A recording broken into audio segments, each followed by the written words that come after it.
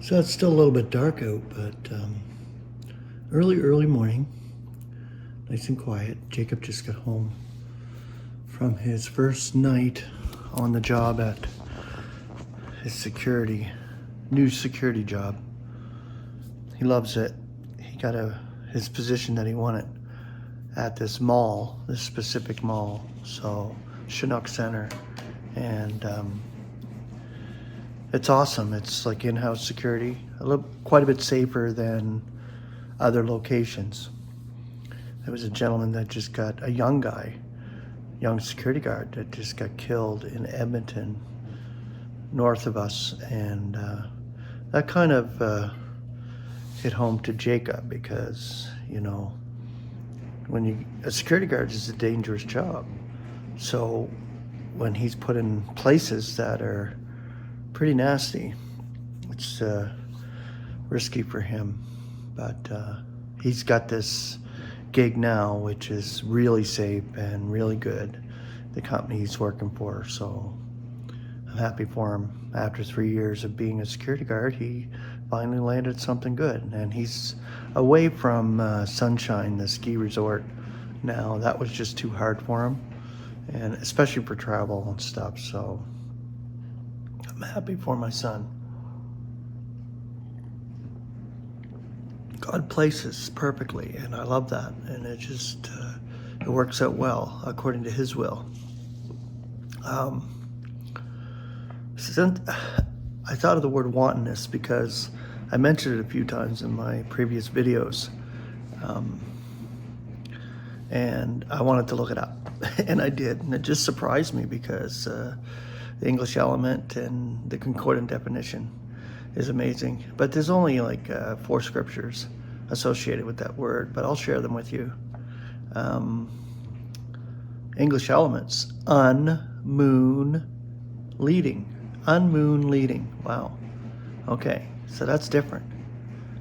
Concordant definition: leading or going away by stealth when the moon is not shining, carousing in the darkness. So wantonness, it's more of a dark act of the human.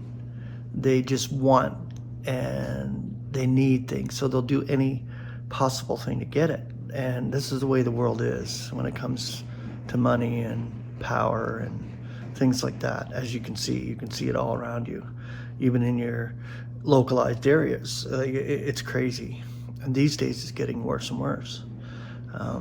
Of course, we're living in a wicked eon, and it's increasing, not decreasing, as you can see around you. You can't shine it up. You cannot shine something that's inherently wicked in the sense of what's in the human heart. And this is what God sees. This is what ultimately is the contrast, the opposite side of the good. And it'll bring about good eventually, because it'll have to be brought to an end.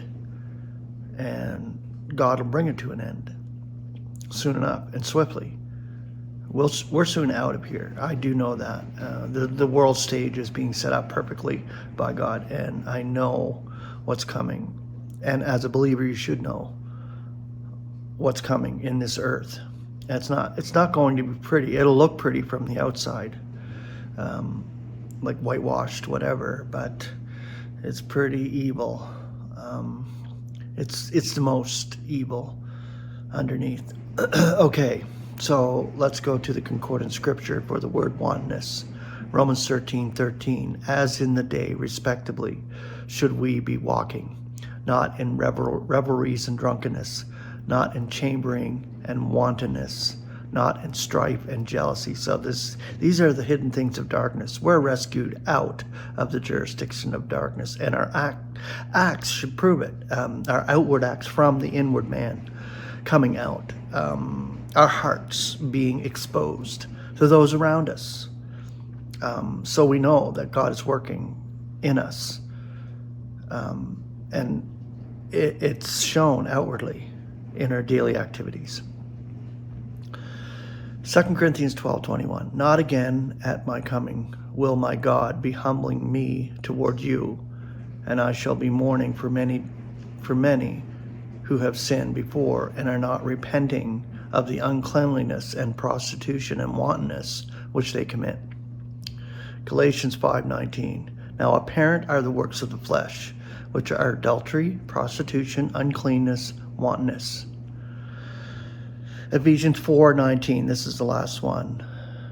Who, being past feeling, in greed, give themselves up with wantonness to all uncleanliness as a vocation. And this is the world around us.